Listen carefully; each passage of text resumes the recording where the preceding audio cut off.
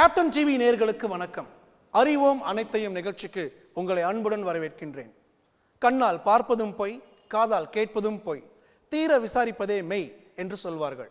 சாதாரண விஷயத்திற்கே இப்படி என்றால் ஆழமான, அழுத்தமான, சங்கடமான, சொல்ல முடியாத பல விஷயங்கள் உண்டு. அதற்கெல்லாம் தீர விசாரிப்பது மட்டும் போதாது, ஆழமான துப்பறிதல் அவசியமாகிறது. நம்முடைய விருந்தினர் 30 ஆண்டுகளுக்கு மேலாக துப்பறியும் துறையில் தனி முத்திரை பதித்து வரும் மனிதர். 30 ஆண்டுகளுக்கு மேலாக தன்னுடைய சொந்த பெயரான குலோத்துங்க சோழன் என்ற பெயரிலேயே இன்னமும் கம்பீரமாக ராஜ உலா வருகின்ற ஒரு மனிதர். தில் என்று சொன்னால் அவரது முகமும் கண்டிப்பாக நம் நினைவுக்கு வரும். டிடெக்டிவ் இன்டர்நேஷனல் என்றதன் அவருடைய கம்பெனியின் சுருக்கம்தான் தில். நம்முடைய விருந்தினர் இதோ நம் முன்பு. வணக்கம் சார். வணக்கம் சார். பிரைவேட் டிடெக்டிவ் அப்படிங்கிற ஒரு கான்செப்ட் இப்போ வேணா பரவலாக எல்லாருக்கும் தெரிஞ்ச ஒரே விஷயம். ஆனால் 30 வருஷத்துக்கு முன்னாடி, அதாவது 1980களிலையோ 70 முடிவிலையோ யாருக்குமே துப்பறிதல் அப்படிங்கிற விஷயமே சிலருக்கு மட்டுமே தெரிந்து கொள்ளக்கூடிய ஒரு விஷயமா இருந்த ஒரு காலகட்டம். எப்படி உங்களுக்கு அப்பவே இந்த மாதிரி ஒரு துறையில் ஈடுபடணும் அப்படிங்கிற எண்ணம் வந்துச்சு? எங்கள் குடும்பம் தமிழ் குடும்பம். வள்ளுவர் அந்த காலத்திலேயே சொல்லியிருக்கார், ஒற்றும் உரை சார்ந்த நூலும் இவை இரண்டும் தெற்றென்க மன்னவன் கண். அதாவது ஒற்றனோட இம்பார்ட்டன்ஸை மன்னவனோட 2 கண்களுக்கு இணையாக வச்சார் வள்ளுவர். ஒற்றனையும் நூலையும் வச்சார், வேற யாரையும் வைக்கலை.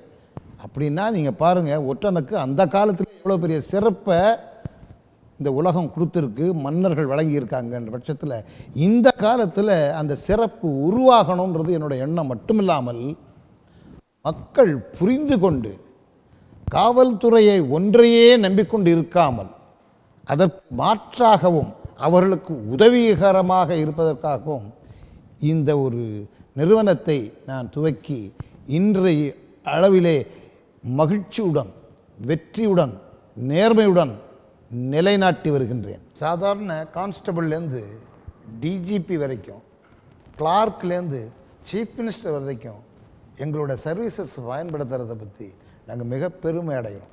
அதாவது எல்லாருக்குமே ஒரு ரகசியமான தேவைகள் இருந்துக்கிட்டு தான் இருக்குது. சில விஷயங்கள் அவங்களுக்கு எவ்வளோ பவர்ஃபுல்லாக இருந்தாலும் சில விஷயங்கள் அவங்களால செய்ய முடியாது. அந்த செய்ய முடியாத சில காரியங்கள்லாம் நாங்கள் இன்றைக்கும் செஞ்சுக்கிட்டு தான் இருக்கிறோம். அதாவது உதாரணத்துக்குன்னு சொல்ல போனேன்னு வச்சுக்கோங்களேன், இன்றைக்கி போலீஸ் டிபார்ட்மெண்ட்டில் எவ்வளவோ பவர்ஃபுல், எவ்வளவோ பெரிய கிரிமினல்ஸை பிடிக்கிறாங்க, எல்லாம் உண்டு. ஆனால் தன் வீட்டு பையன் காலேஜில் படிப்பான், அவன் எங்கெங்கே போகிறான், என்ன பண்ணுறான்னு அவங்களால கண்டுபிடிக்க முடியாது. கொஞ்ச நாளைக்கு அவனை ஃப்ரீயாக விட்டுருவாங்க. அப்போ அந்த பையன் எந்தெந்த கெட்ட பழக்கங்கள்லாம் அவன் அடிமையாகணுமோ அதுக்கெல்லாம் அடிமையாகி வெளியே வந்த பிற்பாடு தான் போலீஸே கண்ட்ரோல் பண்ணுற அளவுக்கு திணறுவாங்க முடியாமல். அப்போ நாங்கள் என்ன பண்ணுறோம்னா, அவனுக்கே தெரியாமல் அவனை கண்காணித்து அவன் யாரெல்லாம் இந்த மாதிரி ஒரு தவறான செயல்களில் ஈடுபடுத்துகிறாங்க, இவன் எந்த அளவுக்கு அதில் டீப்பாக போகிறான்றத முன்கூட்டியே தெரியறதுக்கு வாய்ப்புகள் எங்கள்கிட்ட ஜாஸ்தி இருக்குது.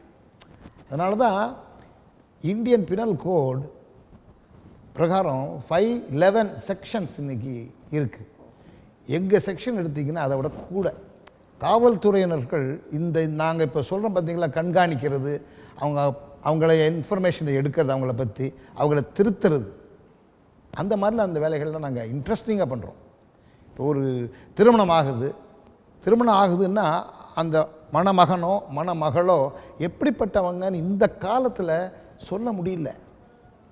அதுக்கு போய் போலீஸுக்கிட்ட போய் நீங்கள் சொன்னீங்கன்னா அவங்களுக்கு ஏகப்பட்ட வேலைகள் இருக்குது. தன்னோட பிஸி ஷெட்யூலில் இதை நான் செய்ய முடியாதுமா, நீங்கள் தனியார் துப்பறியும் நிறுவனம் நோக்கி போங்கன்னு அவங்களே கைட் பண்ணுவாங்க. பிகாஸ் அவங்க எங்கள் லெவலுக்கு பொறுமையாக இருந்து கண்டுபிடிச்சி அவங்க பேரண்ட்ஸுக்கு இந்த குழந்தை நல்லா இருக்கான்னு சொல்கிறதும், கணவன்கிட்ட மனைவி பற்றி நல்ல பெண் சொல்கிறதும், மனைவி பற்றி கணவன்கிட்ட நல்லவங்கன்னு சொல்கிறதும், நாங்கள் தான் திறமையாக இருந்து நேர்மையாக இருந்து சொல்லிக் கொடுக்குறதுனால மக்கள் வர்றாங்க. இன்றைக்கி 30 வருஷமாக இந்த லைனில் நான் இருக்கிறேன்னா காரணம் எங்களுடைய நேர்மை, சத்தியம், இது போன்ற ஒரு செயல்களால் தான் எங்களுக்கு வெற்றி. கவர்மெண்ட்டில் கொடுக்குற ஸ்டார்ஸு போலீஸுக்கு இருக்குது. எங்கள் ஸ்டார்ஸு சத்தியம், நேர்மை, தர்மம், இதன் வழியாக வர்றதுனால தான் எங்களை நோக்கி கண்டினியூஸாக வந்துக்கிட்டுருக்காங்க. ஏன்னா காவல்துறையில் செய்ய முடியாத வேலை இல்லை, அவங்களுக்கு செய்ய இயலாத வேலைகள் எல்லாம் நாங்கள் எடுத்து செய்யும்போது ஆட்டோமேட்டிக்காக எங்கள் சர்வீசஸ் அவங்களுக்கே தேவைப்படுது. அதனால தான் காவல்துறை எங்கள்கிட்ட வர்றாங்கன்னு, கமிஷனரும் எங்கள்கிட்ட வர்றாங்கன்னு, சிஎம் லெவல்லையும் எங்கள்கிட்ட வர்றாங்க. பழைய சிஎம்மும் எங்கள் கிளைண்ட்டு தான், இப்போ இருக்கிற சிஎம்மும் எங்களுக்கு கிளைண்ட்டு தான். அந்த லெவலில் நாங்கள் ஒர்க் பண்ணி சீக்ரெட்டாக கொடுக்குறோம். இதை பப்ளிசிட்டி பண்ண முடியாது. இவர் எனக்கு இந்த வழக்கு கொடுத்தாங்க, பப்ளிசிட்டி பண்ண முடியாது. பப்ளிசிட்டி பண்ணோம்னா அந்த வழக்கு சம்மந்தமாக நாங்கள் இது பண்ணியிருக்கோம்னு சொல்லிட்டு எங்களுக்கு பின்னாடி எவ்வளவோ இடையூறுகள் இடைஞ்சல்கள் வரலாம். அதனால் எங்கள் எல்லாமே நாங்கள் ரகசியமாக இருக்கிறோம். ரகசியமாக இருக்கிறது தான் எங்களுக்கு வெற்றி. அது மட்டும் இல்லை, பொதுமக்களையே நான் கேட்டுக்கிறது, ரகசியமாக இருக்கிறது எல்லாருக்குமே நல்லது. அப்போ தான் பிரச்சனைகள் இல்லாமல் இருக்குன்றதும் என்னுடைய தாழ்மையான அபிப்பிராயம். உங்களுடைய காலகட்டத்தில் உங்களுக்கு போட்டியாக பலர் கண்டிப்பாக ஆரம்பித்திருப்பார்கள் பிரைவேட் டிடெக்டிவ் ஏஜென்சியை. அப்படி உங்களுக்கு மதிப்பிற்குரிய எதிரியாக யாரை, எந்த நிறுவனத்தை பார்க்கிறீர்கள்? எதிரியாக நாங்கள் பார்க்கவே இல்லை. ஏன்னா அவங்களும் எங்களுக்கு நண்பர்கள் தான். இப்போ எங்களுக்கு குளோபில் உள்ள மேஜர் பட்டாபிராமன் என்னுடைய நெருங்கிய நண்பர். நாங்கள்லாம் அடிக்கடி சந்தித்து நாங்கள்லாம் உறவாடுவோம், நாங்கள் ஃப்ரெண்ட்ஷிப்பாக இருக்கிறோம். எனக்கு சில வழக்குகள் செய்ய முடியாட்டி அவங்கள கூப்பிட்டு இந்த செஞ்சு கொடுங்கன்னு கேட்குறோம். அந்த அளவுக்கு எங்களுக்குரிய ஒற்றுமைகள் இருக்குது. என்ன தெரியுமா, நாங்கள் வாங்குகிற தொகையை விட அவங்க வாங்குகிற தொகை குறைச்சலாக இருக்கலாம், இல்லை நாங்கள் வாங்குறது கூட இருக்கலாம். அந்த மாதிரி டிஃப்ரென்ஸ் தான் ஒழிய எங்களுக்குள்ள எனிமிட்டி கிடையாது. நீங்கள் சொல்கிறது எப்படின்னா, இந்த ஸ்டேஷனில் உள்ள போலீஸ் இன்ஸ்பெக்டர் அந்த ஸ்டேஷன் இன்ஸ்பெக்டருக்கு சண்டை போடுற மாதிரி சொல்கிறீங்க. அது எப்படி? எங்களுக்குள்ள நல்ல ஒற்றுமை இருக்குது. அதனால் அதெல்லாம் நீங்கள் சொல்ல முடியாது, சொல்லக்கூடாது. இல்லை, அணுகுமுறையில் வித்தியாசத்தை பார்க்குறீங்களான்னு? அணுகுமுறை ஒருத்தரும் இன்டெலிஜென்ட் நெட்வொர்க், அந்த வகையில் கேட்குறேன் சார். நாங்கள் அணுகுமுறை இப்போ எங்களுக்கு சக்ஸஸ் ரேட் இருக்குது பார்த்திங்களா, அது ரொம்ப அதிகம். ஏன்னா நான் இப்போ ஒரு கேஸை எடுத்தேன்னா உடனே நீ போ கண்டுபிடிச்சி திரும்புன்னு சொல்ல மாட்டோம். அதுக்கு நாங்கள் எல்லாம் உட்காந்து இந்த கேஸ் இப்படி இருக்குன்னா இதுக்கு ஒரு ப்ராசஸ் ஒர்க் அவுட் பண்ணுவோம், ஒரு ஸ்ட்ராட்டஜி ஒர்க் அவுட் பண்ணுவோம். அந்த ஸ்ட்ராட்டஜியில் பல பிரிவுகள் இருக்கும். இந்த பிரிவினால் இப்படி செய்யலாம், இந்த கேஸோட டீட்டெயில்ஸை இந்த பெண்ணை விட்டு செய்ய சொல்லலாம், இந்த மேட்டரை இந்த ஓல்டு மேன் செய்வார், இவரை 2 இளைஞர்களை செய்ய சொல்லுங்கன்னு சொல்லிட்டு ஒரு கேஸ் எடுத்துட்டோம்னா அதில் இத்தனை பேருக்கு ஒரு போர்ஷனை கொடுத்துருவோம். அந்தந்த போர்ஷன் அவங்கவுங்க ஃபில்லப் பண்ணிட்டு வந்தாங்கன்னா அதை கன்க்ளூட் பண்ணுறதுக்கு அதுக்கு மேலே ஒரு தனி அதிகாரி இருப்பார். அவரை பார்த்துட்டு வந்தப்பாடு அதை பண்ணதையும் இன்னொருத்தரை விட்டு செக் பண்ணி ரிசல்ட்டு கொடுப்போம். எடுத்தோம்னா எங்களுக்கு இன்றைக்கி கேஸ் எடுத்து நாளைக்கு முடியுன்ற விவகாரமே கிடையாது. அதை ஆராய்ச்சி பண்ணி கரெக்டாக இருக்குன்றத செஞ்சு கொடுத்ததுனால தான் இன்றைக்கி குலோத்துங்க சோழன்னா இன்றைக்கி எங்கெங்கேருந்தோ தேடி மக்கள் வர்றாங்க. அறிவோம் அனைத்தையும் நிகழ்ச்சி ஒரு சிறிய இடைவேளைக்கு பிறகு தொடரும்.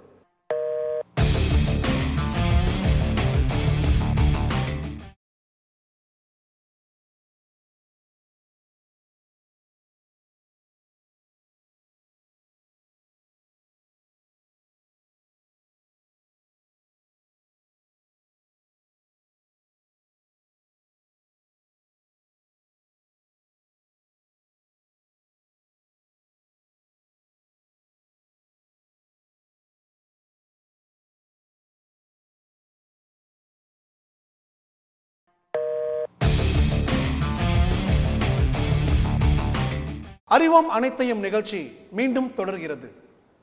ஸ்காட்லாண்ட் யார்ட் டிசிப்ளினில் நீங்கள் ட்ரைனிங் எடுத்துருக்கதா சொல்கிறாங்க.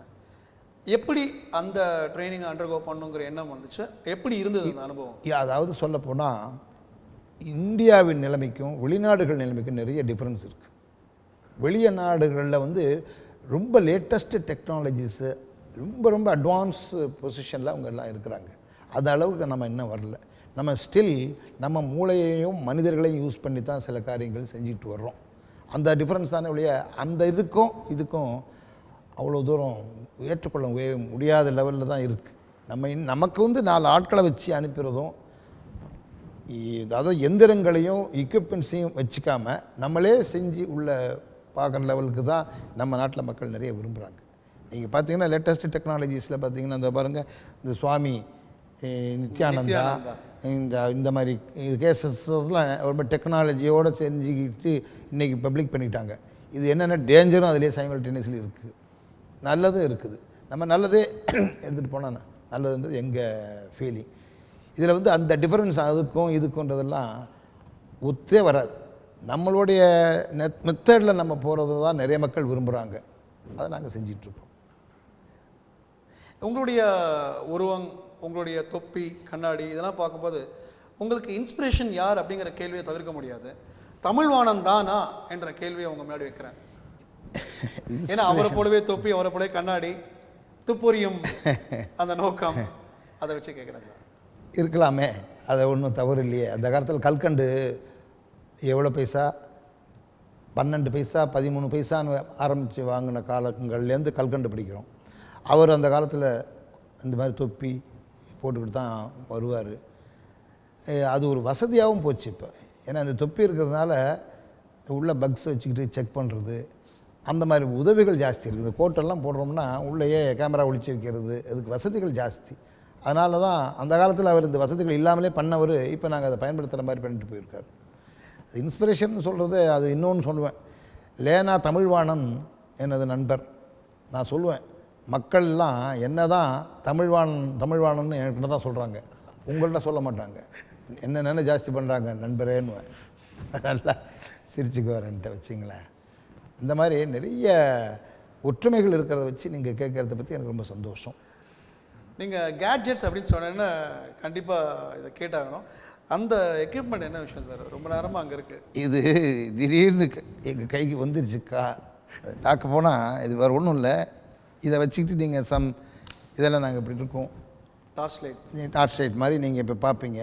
இது டார்ச் லைட் தான். அது உள்ள லைட்டு. இது இப்போ இவ்வளோ வெளிச்சம் இருக்கிறதுனால தெரியல. லைட் இருந்தால் நீங்கள் நினைப்பீங்க. உள்ளே நாங்கள் என்ன பண்ணுவோம்னா, இந்த மாதிரி உள்ள வேறு ஒரு சாதனங்களுக்கு உள்ளர எங்களுக்கு வேண்டிய சாதனங்களையும் வச்சு ரெக்கார்ட் பண்ணுறதுக்கும் அவங்கள பற்றி தகவல்கள் எடுக்கிறதுக்கும் இப்போ லேட்டஸ்ட் டெக்னாலஜி பயன்படுத்த வேண்டியதாக இருக்குது. இது ஜனங்களுக்கு பார்த்த உடனே சரி ஒரு லைட்டர் தான் கொண்டு வந்திருக்காரு, இந்த இங்கே டைம் இருக்குது, ஆமாம், இந்த டயத்தை பார்த்துட்டு இந்த டைம் தான் பார்க்க வந்திருக்காங்க போல அப்படின்னு நினச்சிக்குவாங்க. அப்படி கிடையவே கிடையாது. இது உங்களை அப்படி திங்க் பண்ண வச்சு எங்களுக்கு என்ன தேவையோ அதை ஃபில்லப் பண்ணிக்குவோம். நாங்கள் போகிறதெல்லாம் எதுக்குங்க? எதிரியை நீங்கள் ஏதோ கஷ்டப்படுத்தியிருப்பீங்க, அது எந்த விதமாக கஷ்டப்படுத்தியிருக்கீங்கன்ற உங்கள் உண்மையை தெரிஞ்சுக்க தானே போகிறோம்.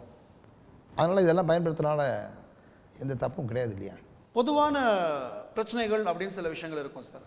சில தனிப்பட்ட பிரச்சனைகள் இருக்கும், பர்சனல் ப்ராப்ளம்ஸ்.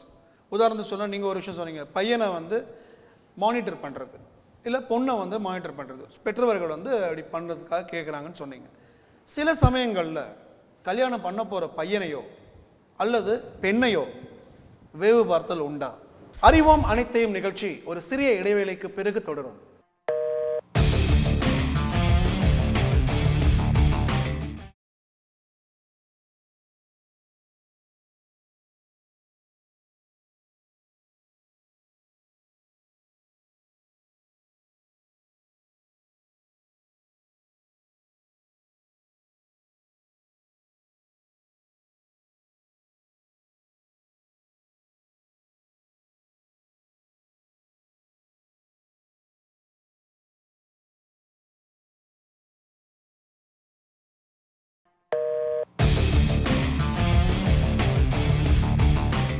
அறிவோம் அனைத்தையும் நிகழ்ச்சி மீண்டும் தொடர்கிறது. வேவு பார்க்கறதுன்னா 100% அவங்களுடைய கேரக்டர் நல்ல கேரக்டர் இல்லை கண்டுபிடிச்சி மாப்பிள்ளை வீட்டுக்கோ பொண்ணு வீட்டுக்கோ சொல்கிறது தான் எங்கள் வேலையே. ஏன்னா ஒரே ஒரு பையனுக்கும் அந்த ஒரு பொண்ணுக்கும் கல்யாணம் பண்ணும்போது இந்த 2 குடும்பங்களும் ஹாப்பியாக இருக்க போகுது. அதுக்கு இந்த பையனோட கேரக்டரை, அவன் எங்கெங்கே போகிறான் வர்றான், எந்த மாதிரி ஒரு தொடர்பில் இருக்கான், அவனுக்கு ஏற்கனவே கல்யாணம் ஆயிடுச்சா. இப்போல்லாம் நிறைய பேர் கல்யாணத்தையும் பண்ணிவிட்டு அப்பாவுக்கு ஒரு கல்யாணம் பண்ணிக்கிறான், அவனுக்கு ஒரு இதுக்கு கல்யாணம் பண்ணிக்கிறான். அதனால தான் நீங்கள் சமீபத்தில் கூட ஒரு பேப்பரில் படிச்சிருப்பீங்க, மதுரை பக்கத்தில் போய் கல்யாணம் ஆன உடனே தேன் நிலவுக்கு போன பெண் தன்னோட கணவனை கொண்டுட்டா. இது வெரிஃபை பண்ணியிருந்தால் இந்த பெண்ணுக்கும் வேறு ஒருத்தனுக்கும் தொடர்பு இருந்திருக்குன்றது ப்ரூஃப் ஆகிடுச்சுன்னா இந்த கொலையே கிடையாது இல்லையா? அதேமாதிரி பெங்களூரில் ஒரு பொண்ணு கல்யாணம் பண்ணிவிட்டு அந்த பொண்ணை க்ளோஸ் பண்ணிடுறான், அவனுக்கு ஏற்கனவே ஒரு பெண்ணோட தொடர்பு இருந்ததுனால. இந்த மாதிரிலாம் நிறைய இப்போல்லாம் வர வர அசம்பாவிதங்கள் நிறைய ஆரம்பிச்சிருச்சு. நடக்க ஆரம்பித்த உடனே எங்களோட உதவிகள் நிறைய தேவைப்படுது. முன்னாடி பழைய காலத்துக்கெலாம் இவ்வளோ இன்டெலிஜென்ஸ் கிடையாது. இப்போல்லாம் ஸ்டூடெண்ட்ஸும் சரி எல்லோரும் பயங்கர இன்டெலிஜென்ட். கம்ப்யூட்டரு நெட்வொர்க்கிங் எல்லாம் எவ்வளவோ வந்துருச்சுன்றதுனால எல்லாம் அறிவாளிகளாக இருக்காங்க. ஒருத்தருக்கு மிஞ்சிய ஒருத்தர் அறிவாளியாக இருக்காங்க. அதுக்கு மேலே போராடி தான் நாங்கள் கண்டுபிடிக்க வேண்டியதாக இருக்குது. ஸோ இதெல்லாம் இந்த காலத்தில் ரொம்ப அத்தியாவசியமாக இருக்குது. நாங்கள் இந்த உதவி இல்லாமல் நாடே இருக்காதுன்ற நிலம் உருவாகிட்டு வருது நான் சொல்லுவேன். நீங்கள் சொன்னீங்க இந்த மாதிரி கல்யாணம் சம்மந்தமாக வந்து ஒரு பெண்ணையோ அல்லது பையனையோ வந்து வேவு பார்த்து உண்மை நிலவரத்தை சொல்கிறீங்கன்னு. பின்னாளில் அவங்களுக்கு கல்யாணம் ஆனதுக்கு பிறகு இந்த மாதிரி தன்னை வேவு பார்த்து தான் கல்யாணம் செய்து கொண்டார்கள் அப்படிங்கிற உண்மை தெரிய வந்தால் வரவே வராது. அந்த பிரைவசி மெயின்டைன் பண்ணப்படுமா? 100% வராதுங்க. வந்துருச்சுன்னா இப்போ 30 வருஷமாக நான் இருக்க முடியாத கல்லாலே அடித்து கொண்டுவாங்க. 100% வரவே வராது. அந்த ஒரு நான் மட்டும் இல்லை, என்னுடைய சக ஊழியர்கள் அத்தனை ஒர்க்கர்ஸுக்கும் அந்த சத்தியம் வாங்காமலே சத்தியமாக நடக்கிறவங்க என்னோட ஆஃபீஸர்ஸ் எல்லாம். அந்த லெவலுக்கு நான் 100% ட்ரைனிங் பண்ணி தான் எடுக்கிறோம் எல்லாரையும்.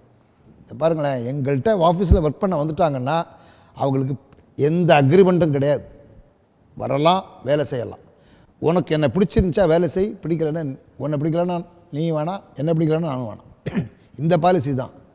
அக்ரிமெண்ட்டெல்லாம் நோ. ஏன் இந்த பாண்டெல்லாம் கோர்ட்டுக்கு போகிறதுக்கு தான் பாண்டு. உங்களுக்கும் எனக்கு பிடிச்சி போச்சுன்னா பிடிக்கிறதுக்கு ஜாலியாக இருக்கலாம், பிடிக்கலையே விட்டுட்டு போங்க. நான் கொடுக்குற சம்பளம், நான் கொடுக்குற ஒர்க்கு பிடிச்சி. இப்போ கூட ஒரு முக்கியமான கேஸு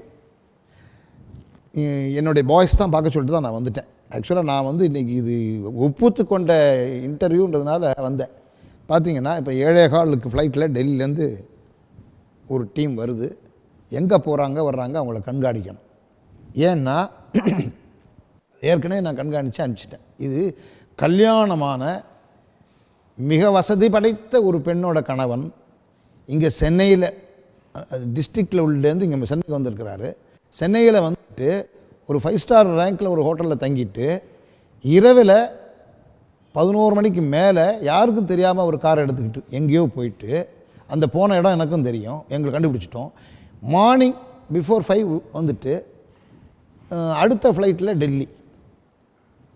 இங்கே பண்ண அட்டூழியங்கள்லாம் யாருக்கும் தெரியாதுங்கிற தவிர, அங்கே டெல்லிக்கு போயும் அட்டூழியம் பண்ணுறாருன்னா நீங்கள் டெல்லியிலேயே கண்டுபிடிங்கன்னாங்க. எங்களுக்கு நாங்கள் association of private detectives of இந்தியான்னு சொல்லிட்டு அசோசியேஷனில் நான் நேஷ்னல் வைஸ் பிரசிடென்ட்ன்றதுனால எனக்கு இந்தியா முழுக்க எல்லாத்தையும் கான்டாக்ட் இருக்குது. அந்த கான்டாக்டை வச்சு டெல்லிக்கு உடனே ஃபோன் பண்ணி இந்நேரம் வந்து இந்த ஃப்ளைட்டில் இறங்குறாங்க, அவங்க அங்கே கண்காணித்து எனக்கு ரிப்போர்ட்டை கொடுன்ட்டேன். அவங்க இந்த 2-3 நாளாக கண்காணித்து அவர் அங்கங்கே என்னென்ன பண்ணார்ன்ற நியூஸ்லாம் எனக்கு வந்துருச்சு. இப்போ திருப்பி மெட்ராஸ் வர்றார், வந்தவொடனே இங்கே யாரை சந்திக்க போகிறான்ற நியூஸை என் டீம் இப்போ வாட்ச் பண்ணிகிட்ருக்கு இன்னைய டேட்டில். இதெல்லாம் எவ்வளோ பெரிய உதவி தெரியுமா மக்களுக்கு. பணம் செகண்டரி, அவங்களுக்கு இந்த காலத்தில் உதவி பண்ணுறோம். இந்த உதவியை காவல்துறையில் நீங்கள் செய்ய முடியுமா? உடனே அக்யூஸ்டுக்கு தான் செய்வாங்க.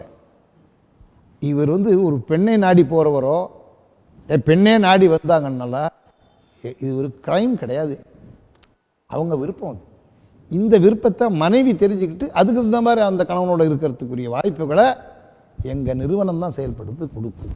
ஒரு பிரைவேட் டிடெக்டிவ் அப்படிங்கிற ஒரு ஃபிகர் பற்றி பொதுமக்களுக்கு ஒரு கண்ணோட்டம் உண்டு சார். மறைஞ்சிருந்து செயல்படுபவர், இருட்டில் இருக்கக்கூடிய ஒரு மனிதர், அவர் யாரும் பார்த்துருக்க முடியாது. சுருக்கமாக சொன்னால் இரும்புக்கை மாயாவி மாதிரி ஒரு பிரம்மை, ஒரு பிம்பத்தை வச்சுருப்பாங்க மக்கள். அப்போ தான் சிஐடி அப்படின்னு நம்புகிறாங்க. நீங்கள் உங்களுக்குன்னு ஒரு விளம்பரம், உங்களுக்குன்னு ஒரு ஐடென்டிட்டி வச்சுட்டு குலோத்துங்க சோழன் பிரைவேட் டிடெக்டிவ் அப்படின்னா உங்களுடைய முகம் ஞாபகம் வர அளவுக்கு இருக்குங்க. நீங்கள் எப்படி மறைஞ்சிருந்து செயல்பட்டு கண்டுபிடிக்க முடிகிறது? இப்போ நல்ல கேள்வியை தான் கேட்குறீங்க. எல்லா வழக்குக்கும் நான் தான் போகிறேன்னு நினைக்கிறீங்களா? ஒன்று. ரெண்டாவது, நான் நிறைய பேரை உற்பத்தி பண்ணுறதுக்கு என்னோடய பப்ளிசிட்டி தான் உபயோகமாக இருக்குது. இன்றைக்கி ஒரே டிடெக்டிவ் இல்லை. நான் குலோத்துங்க சோழன் 30 வருஷத்துக்கு முன்னாடி ஆரம்பித்தப்போ நான் மட்டும்தான். இப்போ எத்தனையோ உற்பத்தி ஆகிட்டாங்க. காரணம் என்ன தெரியுமா? நான் இந்த மாதிரி ஒரு சீட்டில் உட்காந்துக்கிட்டு நீ இந்த உழவு வேலை பாரு, நீ இந்த உழவு வேலை பாருன்னு எல்லாரையும் சொல்லி ட்ரெயின் பண்ணுறேன் பாருங்கள். இப்போ அவன்லாம் இப்போ டிடெக்டிவ் ஆகிட்டான். அங்கங்கே கம்பெனிகள் உருவாயிடுச்சு. நேர்மையாரு, சத்தியமாரு, இந்த மாதிரி இருந்து அதுதான் நான் டீச் பண்ணுறேன். ஸோ என்ன ஆகுது, இந்த மாதிரி நான் மறைமுகமாக இல்லாமல் வெளியே வர்றதுனால நிறைய உற்பத்தி ஆகிறது ஒரு பாயிண்ட்டு. ரெண்டாவது பாயிண்ட்டு, நான் எல்லோரையும் கைட் பண்ணுறேன். மூணாவது பாயிண்ட்டு, மக்களுக்கு இப்படிப்பட்ட ஒரு இயக்கம் இருக்குதுன்ற விழிப்புணர்வை வந்து கொடுக்குறவனே நான் தான். ப்ரைவேட் டிடெக்டிவ் ஏஜென்சி அப்படின்னா என்னங்கிறத பற்றி ஓரளவுக்கு தெளிவாக நம்ம தெரிஞ்சிட்ருக்கோம். இன்னும் பல விஷயங்களை நம்முடைய விருந்தினர் நமக்கு சொல்ல இருக்காரு. நாளை நமது நிகழ்ச்சியில் அந்த விஷயங்கள் தொடரும்.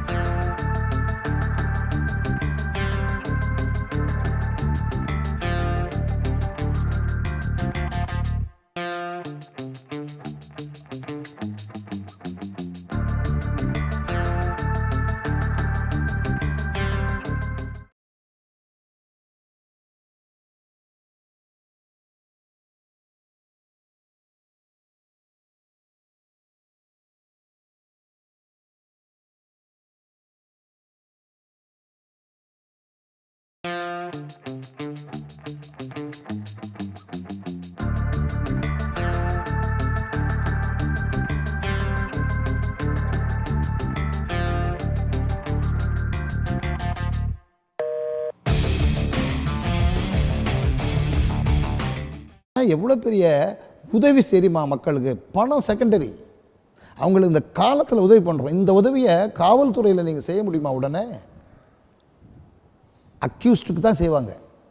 நான் இவ்வளோ கொடுத்தா தான் ஜனங்கள் போலீஸாக மட்டுமே தொந்தரவு பண்ணாமல் எங்களை மாதிரி இருக்கவங்களையும் கேட்டு தனக்கு வேண்டிய உதவிகளை பெற்று சந்தோஷமாக இருக்குது குடும்பங்கள்லாம்.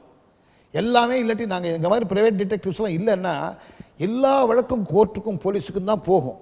அங்கே எக்கச்சக்கமான வழக்குகள் இருக்குது, தீர்க்க முடியல அவங்களால. நாங்கள் அவங்களுக்கு உதவிகரமாக இருக்கிறதுக்கு பல பிரச்சனைகள் கோர்ட்டுக்கும் போலீஸுக்கும் போகிறதுனாலேயே முடிவாகாமல் போகுது. எங்கள்கிட்ட வந்துட்டாங்கன்னா முடிஞ்சிருது. கோர்ட்டுக்கும் போலீஸுக்கு போயிட்டா நீ ஏன் கோர்ட்டுக்கு போன, நீ ஏன் போலீஸ் பண்ண சொல்லிட்டு அந்த குடும்பம் ஒத்துமையாகவே வர முடியல. ஆனால் எங்கள்கிட்ட வந்துட்டாங்கன்னா சத்தம் போடாமல் அருமையாக வசிக்கிற அளவுக்கு வழி பண்ணுறோம். அப்போ குற்றங்கள் மற்ற இது குறையுதே இல்லையா? நாங்கள் குறைக்கிறோமா இல்லையா? அதுக்கு நான் மறைமுகமாகவே இருந்தேன்னா எப்படி முடியும்? இன்றைக்கி கேப்டன் டிவின்னு நீங்கள் துவக்கி இருக்கீங்க, அருமையாக இருக்குது, நிறைய ரசிகர்கள் ரசிக்கிறாங்க. ஒரு இன்ட்ரெஸ்ட்டாக நான் வந்து சொல்கிறேன். நான் பப்ளிக்காக வர்றதுனால தானே உங்களுக்கு இந்த விஷயங்கள் சொல்கிறேன். நான் வரவே இல்லைன்னா இந்த விஷயங்கள் போய் சேராது இல்லையா? அப்போ போய் சேர்றதுக்கு வசதியாக இருக்குது இல்லையா? நான் ஒழிஞ்சிக்கிட்டே இருந்தேன்னா நல்லா இருக்காதே. அப்போ அதுக்காக தான் வந்து டிவி சீரியல்லாம் நடிச்சிங்களா? டிவி சீரியல் அதனால தான் எடுத்ததுனால தான் அவேர்னஸ் இவ்வளோ வந்துச்சுங்க. இது வந்ததுனால தான் இன்றைக்கி அரசியல்வாதிகள் பயன்படுத்துகிறாங்க, இன்றைக்கி சிஎம் பயன்படுத்துகிறாங்கன்ற அளவுக்கு நான் சொன்னேன். எதுக்கு? அவங்க கட்சி ஜெயிக்கணும்னா எங்கள் சர்வீசஸை பயன்படுத்துகிறாங்க. ஒரு மக்களும் எந்த தொகுதியில் அவங்களுடைய இன்ஃபர்மேஷன்ஸை நாங்கள் கண்டுபிடிச்சி சொல்கிறோம். ஐஎஸ்ன்னு ஒன்று இருக்குது, அதுக்கு எல்லாமே இருக்குதுங்க. அது இருந்தால் கூட நான் சொல்கிறேன், நாங்கள் தான் உழைக்கிறது. எங்கள் உழைப்பு வந்து ஆளுக்கு தகுந்த மாதிரி இருக்காது. இவங்க நான் அது தப்பாக சொல்லலை. எங்கள்கிட்ட நாங்கள் ஒழுங்காக நேர்மையாக கொடுத்தா தான் எங்களுக்கு ஃபீஸ். பதவிக்கு பயந்துக்கிட்டு அதிகாரிகளுக்கு பயந்துக்கிட்டு எங்கள் வார்த்தைகள் வரவே வராது. அப்படிப்பட்ட நிலைமையில் தான் நாங்கள் என்ன பண்ணுறோம், ஒரு ஊருக்கு போனால் அவங்க ஊர் மக்கள் யாரை நம்புகிறாங்க, என்ன மாதிரி விரும்புகிறாங்கன்றதெல்லாம் பல்ஸ் எடுத்துடுறோம். எடுத்து யார் கேட்குறாங்களோ அவங்களுக்கு கொடுத்துட்றோம். அதுக்கு தகுந்த மாதிரி அவங்க வெற்றி பெறத்துக்கு எங்கள் நிறுவனம் தான் பயன்படுது. ஒரு நாட்டின் தலை விதியை நிர்ணயிக்குவதற்கு கூட துப்பறியும் நிறுவனங்கள் பயன்படுகின்றன. இவை நல்ல காலம். இது வந்து இன்டெலிஜென்ஸ் நெட்வொர்க், அதிகாரத்தின் மையம் அல்ல. காவல்துறைனாலும் சரி, அரசாங்கம் அரசியல்னாலும் அதிகாரம். அந்த அதிகாரத்துக்கு பயந்துக்கிட்டு எல்லாம் கட்டுப்படுறாங்க. எங்களுது எங்கள் அறிவுக்கு தான் எங்களுக்கு பதில். டிடெக்டிவ் ஏஜென்சி அப்படின்னா அதுக்குன்னு சில எத்திக்ஸ் இருக்குது இல்லையா சார்?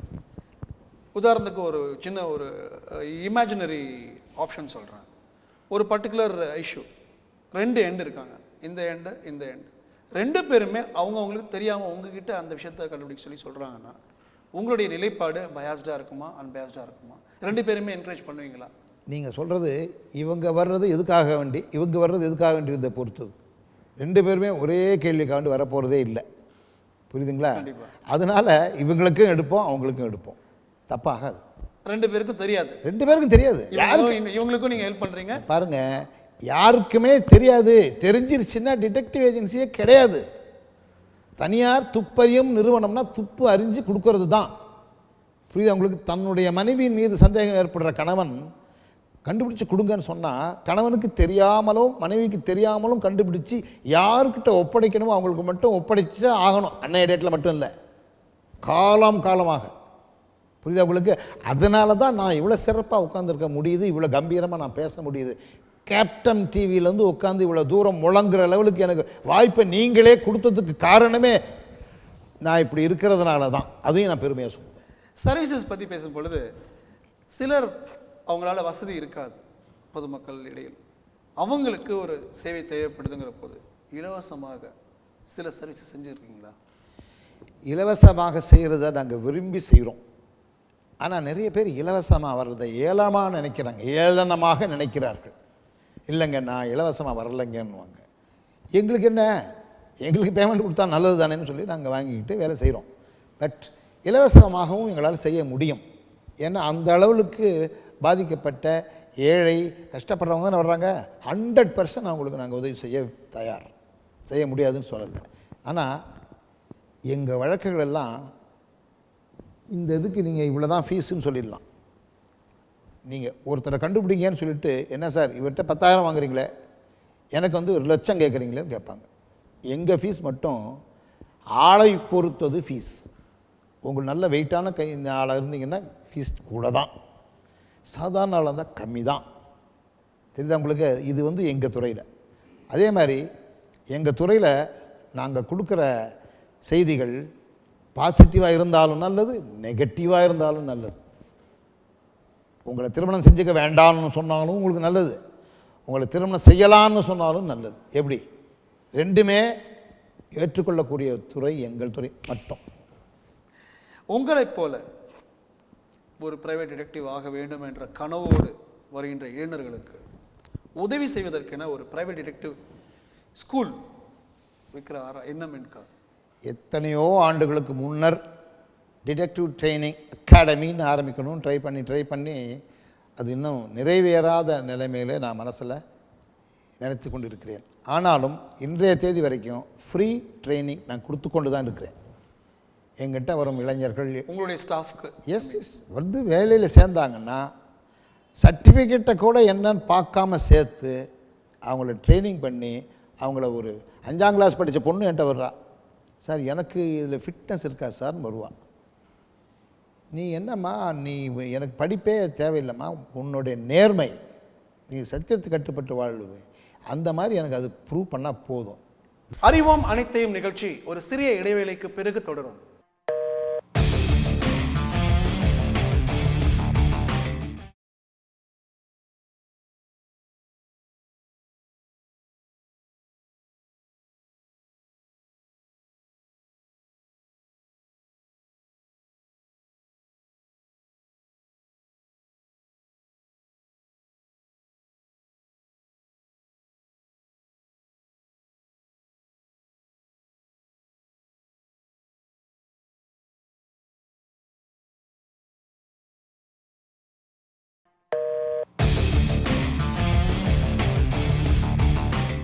அறிவோம் அனைத்தையும் நிகழ்ச்சி மீண்டும் தொடர்கிறது.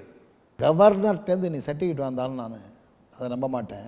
உன்னோட ப்ராக்டிக்கலாக எப்படி நடந்துக்கிறியோ அதை எடுத்துக்கோமா, நீ வேலைக்கு வரலான்னு சொல்லி அந்த மாதிரிலாம் நான் சேர்த்து தேர் ஆல் வெரி வெரி ஹாப்பி. அந்த அளவுக்கு நாங்கள் பயிற்சி கொடுக்குறோம். இது பயிற்சி ப்ராக்டிக்கல் ட்ரைனிங், எல்லாருக்கும் பயிற்சி உண்டு. இன்றைக்கி அலுவலகத்தில் வேலை பார்க்குறவர்களுக்கும் பயிற்சி கொடுக்குறோம், பார்ட் டைம் மாதிரி. இல்லை கல்லூரி முடிச்சுட்டு வர்றவங்களுக்கும் ட்ரைனிங் கொடுக்குறோம். இது எப்படி நாங்கள் எம்பிபிஎஸ் மாதிரியோ இன்ஜினியரிங் மாதிரியோ கிடையாது. நீங்கள் படித்தா தான் அதில் பொருள் உணர்ந்தால் தான் மருந்து கொடுக்க முடியும். இது அப்படி கிடையாது. நீங்கள் உங்கள் அண்ணனுக்கோ தம்பிக்கோ கல்யாணம் பண்ணுறீங்கன்னு வச்சுக்கோங்களேன், எங்கேயாச்சும் இப்போ கோர்ஸ் படிச்சுட்டா வந்து நீங்கள் மாப்பிள்ளையும் பொண்ணையும் பார்க்குறீங்க, நீங்களாகவே யதார்த்தமாகவே போகிறீங்க, யதார்த்தமாகவே கண்டுபிடிக்கிறீங்க, கல்யாணத்தை பண்ணிடுறீங்க. அந்த காலத்தில் எங்கள் அம்மாவை கல்யாணம் பண்ணும்போது எங்கள் அப்பாவுக்கு 10 செருப்பு தேஞ்சுதுரான்னு வரோம். அப்படின்னா என்ன அர்த்தம்? அவர் என்ன டிடெக்டிவ் ட்ரைனிங்கில் போய் ட்ரைனிங் எடுத்துகிட்டு வந்தாரா? This all self. நம்மெல்லாம் பிறவியில் அத்தனை பேருமே டிடெக்டிவ்ஸ் தான். நாங்கள் கொஞ்சம் கூடுதலாக யூஸ் பண்ணுறோம், போர்டெல்லாம் போட்டிருக்கோம், அதனால் டிடெக்டிவ். நீங்களும் ஒரு டிடெக்டிவ். அதனால் நமக்குன்னு அந்த அறிவு இருக்குது. அந்த அறிவை நேர்மையாக பயன்படுத்தி கொண்டு இருக்கிற வரைக்கும் நாம் வெற்றி பெற்று கொண்டே இருக்கலாம். போலீஸ் முதல்ல சொன்னீங்க பேசும்போது, பிசியிலேருந்து டிஎஸ்பி வரைக்கும் உங்களுடைய உதவியை வந்து கேட்டு நீங்கள் கொடுத்துருக்கீங்க, செஞ்சுருக்கீங்கன்னு சொன்னீங்க. அஃபிஷியலாக அந்த மாதிரி ஹெல்ப் கேட்க போகிறது கவர்மெண்ட் சார்பாக போலீஸ் டிபார்ட்மெண்ட்டுக்கு தேவைங்கிற போது செஞ்சது உண்டா? தாராளமாக செஞ்சுருக்கோம். இதுதானே 30 ஆண்டுக்கான அனுபவங்க. அது இன்றைக்கி 30 நாள் இல்லை, 30 ஆண்டுக்கால அனுபவங்கள். என்ன தெரியுமா, இதில் நான் குறிப்பிட்ட பெயரையோ குறிப்பிட்ட வழக்கையோ எடுத்து சொல்ல முடியாத நிலைமை. 5 ரூபாய் பிட்பாக்கெட் அடித்த திருடனை லபக்கென்று தாவி பிடித்தார்னு பத்திரிக்கையில் செய்தி வரும். 5 ரூபா பிடிச்சவன், பிட்பாக்கெட் அடித்தவனை. 5 லட்ச ரூபா அடித்த அக்யூஸ்டை பிடிச்சிருப்போம். எங்களை பற்றி பேப்பர்லேயே வராது. ஏன்னா டிடெக்டிவ்ஸ் நியூஸ் போடக்கூடாதுன்ட்டு எங்களை பற்றி நான் தானே அதை பண்ணி கொடுத்தேன் அப்படின்னு சொன்னால் எங்களுக்கு டேஞ்சர், காவல்துறைக்கு டேஞ்சர் கிடையாது. அது மாதிரி பல வழக்குகளுக்கு அரசாங்கத்துக்கும் சரி எல்லாத்துக்கும் உதவிகரமாக நாங்கள் இருக்கிறோம். எங்கள் உதவியை ஐஏஎஸ்லேருந்து ஐபிஎஸ்லேருந்து எல்லாம் பயன்படுத்துகிறாங்க. அதுதான் நான் சொல்லிட்டேன். எங்கள் உதவி வந்து அவர்களால் செய்ய முடிஞ்சாலும் செய்ய முடியாத நிலைமை. ஒரு ஐஏஎஸ் படித்த ஒரு பெண் ஐஏஎஸ் படித்த தன் கணவனை புரிந்து கொள்ள முடியவில்லை சில காரணங்களுக்காக. நேரடியாக எங்களிடம் வராமல் தனக்கு கீழ் பணிபுரியும் அதிகாரிகளை அணுகி நம்பிக்கை உள்ள அவர்களை எங்களிடம் வந்து இந்த போன்ற வழக்குகளை கொடுத்ததாகவும் இருக்கிறது. என்ன சொல்கிறீங்க? இதுவும் அவங்க ரகசியமாக இருந்து எங்கள்கிட்ட வந்து அந்த ரகசியத்தை தெரிஞ்சுக்கிட்டு போகிறாங்க. இந்த மாதிரிலாம் கூட நாங்கள் ஒர்க் பண்ண வேண்டிய ஒரு சூழ்நிலையில் தான் இருக்கோம். எல்லாமே பொது கருத்து, மக்களுக்கு நல்லது செய்கிறது.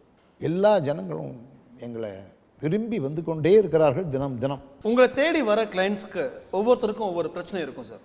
ஒவ்வொருத்தருடைய பிரச்சனையிலையும் ஒரு எக்ஸ்பர்ட்டுடைய உதவி தேவைப்படலாம். நீங்கள் வரவங்களுடைய பிரச்சனைகளை உங்களுடைய டிடெக்டிவ் ஏஜென்சிக்குள்ளேயே முடிச்சுக்குவீங்களா, இல்லை சம்மந்தப்பட்ட எக்ஸ்பர்ட், உதாரணத்துக்கு ஒரு மெடிக்கல் எக்ஸ்பர்ட், இல்லைன்னா வந்து கம்ப்யூட்டர் ஹேக்கிங் சம்மந்தமாக ஒரு கிளைண்ட் வந்தாங்கன்னா கம்ப்யூட்டர் ஹேக்கிங் சம்மந்தப்பட்ட ஒரு எக்ஸ்பர்ட், அப்படி அவங்களையும் அணுகி அப்புறம் தீர்வு காணுவீங்களா? நீங்கள் தான் மிக அற்புதமான கேள்வி. மக்கள் புரிஞ்சு கொண்டால் நல்லதுன்ற மாதிரி நான் பதில் சொல்கிறேன். எல்லாமே எங்களுக்கு தெரியும் நான் சொன்னேன்னா அது சரி கிடையாது.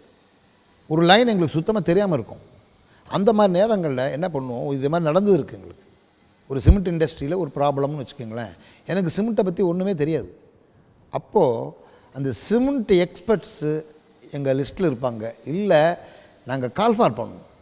இந்த பர்டிகுலர் ஆஸ்பெக்ட்ஸில் விவரம் தெரிஞ்ச ஆட்களோட உதவி கன்சல்டேஷன் தேவைப்படுகிறது அப்படின்ற மாதிரியே பப்ளிசிட்டியே பண்ணுவோம். இல்லை எங்கள்கிட்ட இருந்தால் எடுத்துக்குவோம், இல்லாட்டே பண்ணி அவங்களுடைய வைஸ் பிரசிடெண்ட் கேடர், பிரசிடெண்ட் கேடரில் இருக்கவங்களாம் இருப்பாங்க அந்த பர்டிகுலர் லைனில். அவங்களோட உட்காந்து எங்கள் டீம் ஆஃப் ஆஃபீஸர்ஸ், ஏன்னா என்கிட்ட retired CBI officers, retired IP police officers, நிறைய பேர் நல்ல அறிவுள்ளவங்க நேர்மையானவங்களாக இருக்கவங்களாம் இருக்கிறதுனால அங்கெல்லாம் உட்காந்து டிஸ்கஸ் பண்ணுவோம் அவர்கிட்ட. அவர் சொல்கிற கருத்துக்களை எடுத்து அந்த வழக்கை டீல் பண்ணுவோம். அவரையே அதில் ஒரு மெம்பராக்கி பண்ண சொல்லுவோம். அது வந்து எளிமையாக போயிடும், எல்லாமே முடிஞ்சிடும். கிளைண்ட்டுக்கு சக்ஸஸ் பண்ணுறது தான் எங்களோட நோக்கம். அவருக்கு ஏண்டா கூப்பிட்டு நம்ம அவருக்கு கீழே சஜஷன் கேட்குறோமேன்ற ஈகோவே இல்லாத டிபார்ட்மெண்ட் எங்கள் டிபார்ட்மெண்ட். அதனால் நல்ல கேள்வி. மக்கள் இந்த மாதிரி தான் நாங்கள் செய்கிறோன்றதை புரிஞ்சுக்கிட்டாங்கனாலே அவங்களோட தேவைகள் எல்லாத்துக்குமே எங்களை நிச்சயமாக வந்து தொந்தரவு பண்ணுவாங்க. சில பயங்களும் வந்து தெளிவுங்கிற நம்பிக்கை இருக்குது. பயத்தை மட்டும் தெளிவிக்கவே முடியாதுங்க. ஏன்னா எப்படா லீக் ஆகிடுமோ, நம்மளை பற்றி தெரிஞ்சிடுமோ, இந்த பயம்தான் மெஜாரிட்டி ஆஃப் த பீப்புள் இருக்குது. நல்லா தெரிஞ்சுங்க. இப்போ நேற்று ஒரு வழக்கம் வந்துச்சு, பாவம், அதை நான் சொல்லக்கூடாது இப்போ அந்த வழக்கம், இருந்தாலும் மைல்டாக சொல்கிறேன். தன்னுடைய தங்கையின் மேலே உயிரையே வச்சு கொண்டிருக்கிற 3 அண்ணன்கள், அதில் ஒரு அண்ணன் அமெரிக்கா, கல்யாணத்தை பண்ணி வச்சாங்க. அந்த பெண்ணை சித்திரவதை பண்ணுறாங்க மாப்பிள்ளை வீட்டில். அண்ணன் அமெரிக்காவிலேருந்து அழுகுறார். அண்ணி அழுததாக கேள்விப்பட்டிருக்கீங்களா? அண்ணன் மனைவி தன்னுடைய கணவனின் தங்கைக்காக அழுததாக சரித்திரத்தில் இருக்கிறதா? ஆனால் என் வழக்கிலே இருக்கிறது.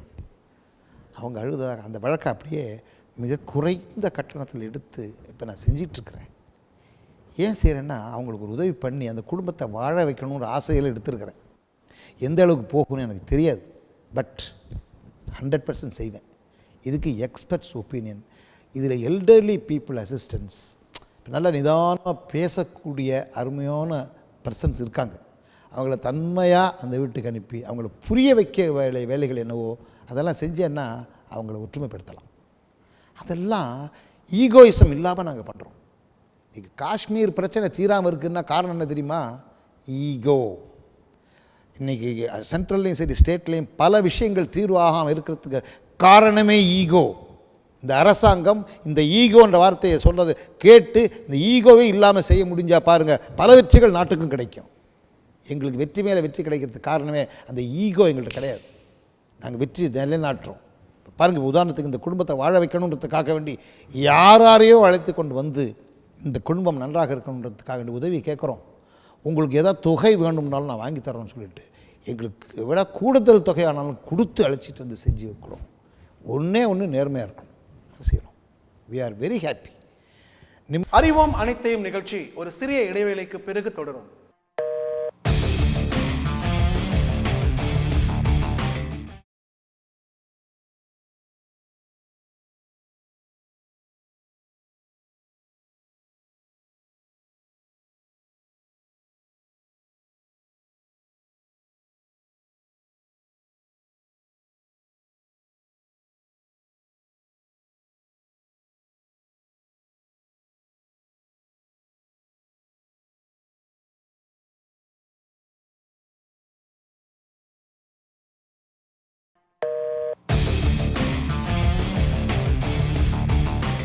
அறிவோம் அனைத்தையும் நிகழ்ச்சி மீண்டும் தொடர்கிறது. நிம்மதியாக தூங்குறேன். காரணம், எங்களுக்கு எந்த கல்மிஷையும் மனசில் கிடையாது. மக்களுக்கு சர்வீஸ் பண்ணுறேன். டெய்லி வர வழக்குகள் இருக்குது பார்த்தீங்களா, எவ்வளோ ஆனந்தமாக இருக்குது தெரியுமா? அவங்களுக்கு தீர்வு பண்ணி கொடுக்கும்போது வரும்போது அழுது கண்ணீரோடு வர்றாங்க, போகும்போது சந்தோஷமாக போகிறாங்க. இதை விட வேறு யாருக்கு உங்களுக்கு இந்த மாதிரி இது கிடைக்கும் சொல்லுங்கள்? நல்ல விஷயம் தான் செஞ்சிட்ருக்கீங்க சார். ஒரு 30 வருஷமாக இந்த சமூகத்தை பார்க்குற ஒரு டிடெக்டிவ் ஏஜென்சி, அதனுடைய டைரக்டர் ஜெனரல் அப்படிங்கிற முறையில் இன்றைய சமுதாயம் உங்களுடைய பார்வையில் எப்படி இருக்குது? என்ன மாறுதல் தேவைப்படுதுன்னு நினைக்கிறீங்க? மாறுதல்னால் தனியார் துப்பறியும் நிறுவனங்களை அரசாங்கம் இன்னும் என்கரேஜ் பண்ணணும். அரசாங்கம் என்கரேஜே பண்ணுறது கிடையாது. ஏதோ அரசாங்கத்தில் உள்ள சிலர் பயன்படுத்திக்கிறாங்களே ஒழிய இதை இன்னும் கொஞ்சம் அரசாங்கம் பயன்படுத்துகிற அளவில் வந்தாங்க. எஸ், அஃபிஷியல் சப்போர்ட்னா என்னங்க? நிறைய விஷயங்கள் இப்போ என்னென்னமோ மீட்டிங் நடக்குதுன்றாங்க, உள்ளுக்குள்ளே எங்களை கூப்பிட்றதே இல்லை. நாங்களையும் பிரதிநிதிகள் தானேங்க, எங்களையும் கூப்பிட்டு இதுக்கு என்னன்றது கேட்கணும். நாங்கள் வி ஆர் நாட் சாதாரண பீப்புள் கிடையாது, இன்டெலிஜென்ட் பீப்புள். டிடெக்டிவ் ஒரு நெட்வொர்க் பண்ணுறது காசுக்கு மட்டும் கிடையாது. இன்டெலிஜென்ட்டாக இருந்தால் தான் நாங்கள் இதை செய்ய முடியும். பவர் வச்சுக்கிட்டே உங்களால் செய்ய முடியல, ஃபெயிலியர் ஆகிடுறீங்க. எங்களுக்கு பவரும் கிடையாது, ஒன்றும் கிடையாது. நாங்கள் இன்றைக்கி சக்ஸஸ்ஃபுல்லாக பண்ணிட்டு வரோம். மக்கள்கிட்ட இன்றைக்கி தனியாக உட்காந்துருக்கேன் ஆஃபீஸில். எந்த விதமான செக்யூரிட்டியும் எனக்கு கிடையாது. ஏன்? எல்லாமே நான் வெற்றிகரமாக செஞ்சுக்கிட்டு வர்றேன். ரகசியமாக யாருக்கு என்ன பண்ணேன்னு தெரியாதனால அந்த அளவுக்கு சக்ஸஸ்ஃபுல்லாக இருக்கேன். அப்போ இந்த அரசாங்கம் இதை உன்னிப்பாக கவனித்து எல்லா துறைகள்லேயும் இருக்கிற தவறுகளை கண்டிக்கிறதுக்கு, களையிறதுக்கு எங்கள் உதவி தான் மெயின். எங்கள் உதவி இருந்தால் தான் எல்லாத்தையும் களைய முடியும். அதுக்கு அரசாங்கம் கட்டாயம் இது செஞ்சால் தான் நல்லதுன்றது என்னுடைய தாழ்மையான அபிப்பிராயம். கண்டிப்பாக உங்களுடைய எண்ணம் நிறைவேறுங்கிற பிரார்த்தனையோடு அதே நேரத்தில் இன்னொன்று சொல்ல விரும்புகிறேன். சாரி உங்கள் மத்தியில். இளைஞர்கள் சமுதாயம் ரொம்ப சீரியஸாக கவனிக்கணும். எல்லாம் மேடைகளை பேசிக்கிட்டே போகிறாங்க. யாருமே இளைஞர்கள் சமுதாயம், மாணவர்கள் சமுதாயத்தை கண்டுக்கிறதே இல்லை. ஏன்னா அவர்கள் சமுதாயம் இன்றைய இளைஞர்கள் நாளைய தலைவர்கள்னு பேசுனீங்க. இப்போ நான் சொல்கிறேன், இன்றைய இளைஞர்கள் நாளைய தீவிரவாதிகள் நான் சொல்கிறேன். எப்படி சொல்கிறீங்க? ஏன்னா அவ்வளோ தூரம் இன்றைக்கி நிறைய விஷயங்கள் இளைஞர்களுக்கு தெரியுது. அவங்க தவறான பாதைக்கு போகிறதுக்கு பெரிய பெரிய ஏஜென்சிஸ் ஒர்க் பண்ணுது. அதை தவிர்க்கணும்னா இளைஞர்கள் கண்காணிப்பு ரொம்ப ரொம்ப ரொம்ப அவசியம். இன்னும் இளைஞர்களெல்லாம் விட்டுட்டிங்கன்னா நாளை நிச்சயமாக சொல்கிறேன், இந்திய நாடு ஒரு தீவிரவாதிகளோட ஆக்கிரமிப்பாக தான் இருக்கும். 100% சொல்கிறேன். நான் 30 வருஷம் அனுபவப்பட்டு சொல்கிறேன். அரசியல் மேடையில் பேசி சொல்லலை, தனிப்பட்ட குலோத்துங்க சோழன் சொல்கிற வார்த்தை. இளைஞர்கள் கண்காணிக்கப்பட வேண்டும். தவறாக போகும் இளைஞர்கள் யார் என்பது அவர்களை திருத்தப்பட வேண்டும். அப்பொழுதுதான் ஒளிமயமான இந்தியாவை நீங்கள் பார்க்க முடியும்னு ஒரு தனிப்பட்ட குலோத்துங்க சோழன் சொல்லிக்கிறேன். மக்கள் மத்தியில் இந்த கேப்டன் டிவி மூலியமாக இதெல்லாம் பரவணுச்சுன்னா எவ்வளவோ பெரிய சாதனைகளை கேப்டன் டிவி படைச்சதுன்னு சொல்லி நான் பாராட்டுவேன், மகிழ்ச்சி அடைவேன். நாட்டு மக்களும் உங்களை பாராட்டுவாங்க. கண்டிப்பாக சார். இவ்வளோ நேரம் ரொம்ப சுவையாகவும் சுவாரஸ்யமாகவும் பல அரிய தகவல்களை டிடெக்டிவ் ஏஜென்சி சார்பாகவும் அதை பற்றியும் கூறினீர்கள். கண்டிப்பாக எங்களுடைய கேப்டன் டிவி நேயர்கள் இதை பற்றி இன்னும் நிறையா தெரிஞ்சிருப்பாங்க. டிடெக்டிவ் ஏஜென்சியை அணுகிறதுல உள்ள பயமும் தெளிஞ்சிருக்கும்னு நம்புகிறோம். மிகவும் நன்றி சார். மிக்க நன்றி. அருமையான வாய்ப்பை இந்த ஈவினிங்கில் கொடுத்து என்னை மகிழ்ச்சிட்டீங்க. ஒன்ஸ் அகைன் நன்றி தெரிவித்து விடைபெறுகிறேன். வணக்கம். Thank you sir. எல்லாராலையும் ஆவிகளை கண்ணால் பார்க்க முடியாது, காதால் கேட்க முடியாதுன்ற ஒரு விஷயம் இருக்குது. ஆனால் நல்ல தரோவாக செக் பண்ணோம்னா 5 சென்ஸில் ஏதோ ஒரு சென்ஸ் பவர்ஃபுல்லாக இருக்கும். அதை கண்டுபிடிச்சிட்டோம்னா நீ காதால் கேட்கலாம், பார்க்கலாம் அப்படின்றத நம்ம சொல்லிட முடியும்.